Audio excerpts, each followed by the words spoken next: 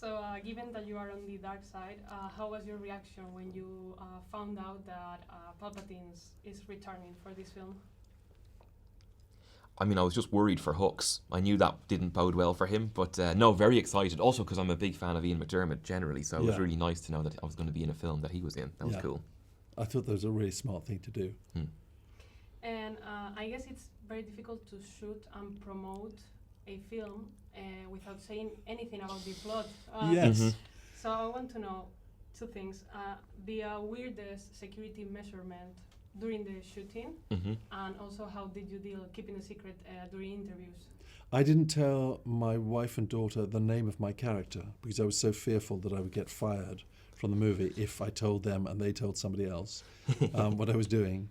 And you also had to wear a cloak and a hood coming from the makeup and the wardrobe department to go into the studio because they had drones going overhead and photographers hidden in trees and things trying to find out information. So that was, I've never experienced that on a movie before.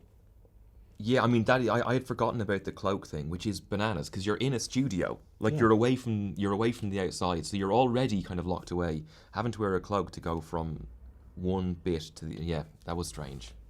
And how was your experience dealing with interviews and journalists about The Secret? Horrific, because also, there's a long time in between when you shoot it and when it comes out.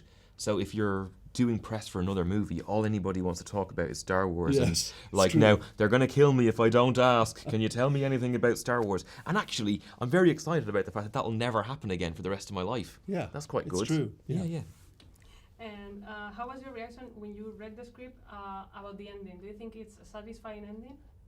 Oh, for me it was, absolutely. I was so amazed by it, and I thought it was really clever and sort of really delivered all the emotional stuff that I had hoped that it would.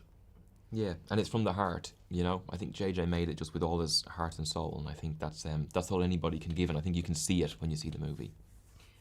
It is impressive for me how passionate fans are about Star Wars or Marvel, Game of Thrones, but also this passion comes with a lot of hate. So why do you think that people make such a big deal of fiction to the point of harassing actors or directors? Harassing actors I don't like, that bit I don't agree with, or directors, but everything else, the kind of the kind of scale and the fervour that's in the conversation around it, I think, just as you say, just shows how much it means to people, and I think that's a lovely thing. I mean, unless it spills into kind of like you say, anything which is too full on. And also, one of the big parts of the movie is Carrie Fisher's sequences. How was your reaction when you saw her on screen, when you saw the film? I knew Carrie because I became friends with her since 1990 when I was doing LA Story with Steve Martin in Los Angeles. So to be in the one and only time I got to be in a movie, and that it was her final thing, and it felt very poignant and emotional. And, you know, she's somebody that... It's very unusual in a movie franchise where you see somebody, you followed them since they were 20 years old through 9 movies until the end of their on-screen life and their real life. So I think that must be unique. So it's very emotionally charged. I think that there's two kinds of fans, nostalgic ones and the ones that just want action and new stuff. Do you think that the rise of Skywalker keeps balance between nostalgia and newness?